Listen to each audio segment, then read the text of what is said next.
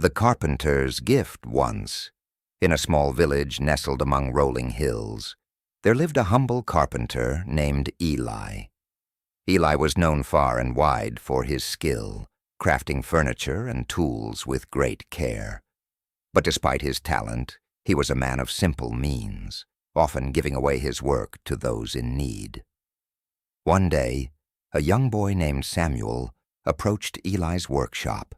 Samuel's family was poor, and his father had fallen ill, leaving them unable to afford food, let alone repairs to their crumbling home. Samuel had heard of Eli's kindness and hoped the carpenter might help. "Master Eli," Samuel said, his voice trembling, "my family has nothing. Our roof leaks, and the cold rains come soon. Can you help us?"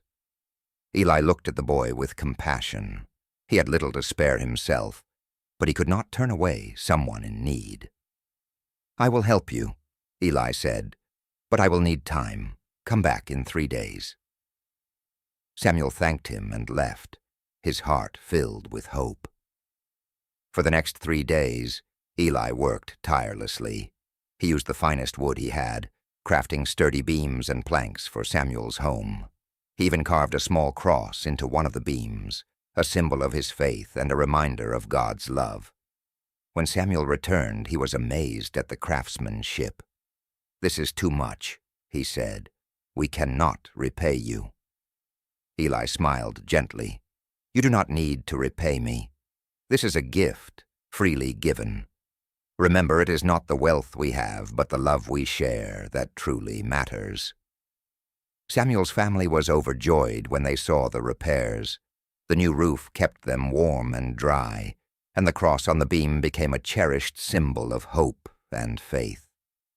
Years later, Samuel grew into a kind and generous man, always helping others in need. He never forgot Eli's lesson, that true wealth lies in giving, not receiving. One day, a traveler passing through the village heard Samuel's story and asked, "Who was this carpenter who showed you such kindness?" Samuel smiled and replied, "His name was Eli, but I believe he was guided by the Spirit of Jesus, who taught us to love one another as he loved us."